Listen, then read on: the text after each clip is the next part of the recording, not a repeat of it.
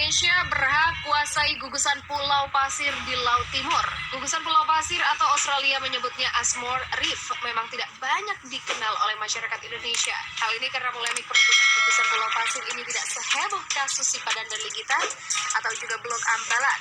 Yang kedua, kasus itu melibatkan Indonesia dan Malaysia. Gugusan Pulau Pasir di Laut Timur terletak sejauh 320 km dari pantai barat utara Australia. Namun, hanya 140 km di sebelah selatan Pulau Rote, Nusa Tenggara Timur, Indonesia. Berdasarkan sejarah sebelum zaman kolonial, gugusan Pulau Pasir yang kini disebut Ashmore Reef sebenarnya merupakan bagian integral dari bangsa Indonesia. Klaim itu diindikasikan dengan banyaknya nelayan tradisional Indonesia yang sudah sejak lama beroperasi di sekitar gugusan Pulau Pasir sampai ke daratan Broome, Australia, untuk mencari ikan. Di samping itu juga terdapat kuburan-kuburan para leluhur Rote dan bermacam-macam artefak lainnya di gugusan Pulau Pasir. Di pulau itu juga dijadikan sebagai lokasi beristirahat nelayan setelah semalam suntuk menangkap tripang dan ikan di kawasan perairan Pulau Pasir.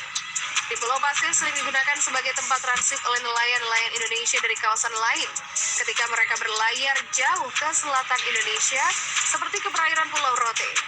Namun, semenjak dilakukan ada nota kesepahaman antara Indonesia dan Australia pada tahun 1974, Australia justru langsung mengklaim bahwa Pulau Pasir itu miliknya.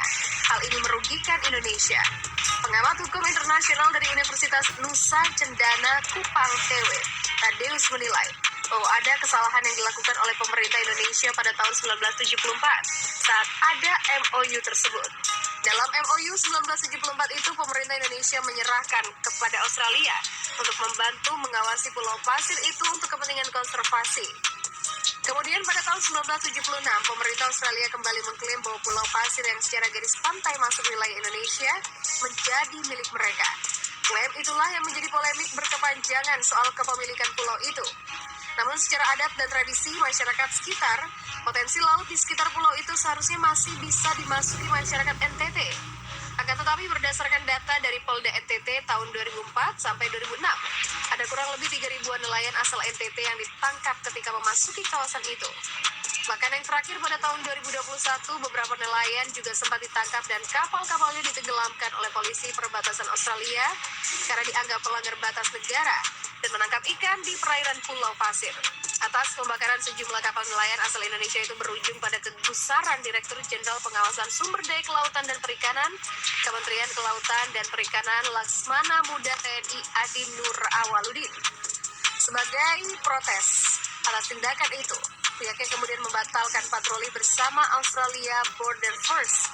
Pasalnya, Menteri Kelautan dan Perikanan Sakti Wahyu Trenggono pernah menegaskan pentingnya peran negara dalam mengendalikan kapal perikanan sebagai upaya menjaga keberlanjutan sumber daya kelautan dan perikanan.